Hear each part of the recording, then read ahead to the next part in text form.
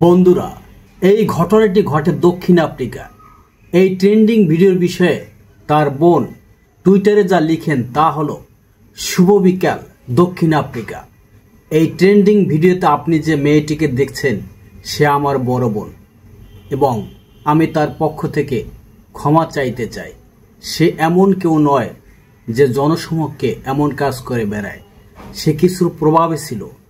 যখন আমরা কথা বলছি সে হাসপাতালে তার জীবনের জন্য লড়ছে, কারণ এই ভিডিওটি তার আত্মসম্মানকে খুব খারাপভাবে প্রভাবিত করেছে।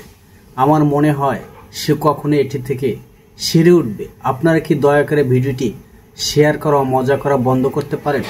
কারণ আমার বোন একজন বিবাহিত মহিলা। আপনারা সবাই তার বিবাহিত জীবনকে ঝুঁকির মুখে ফেলেছেন।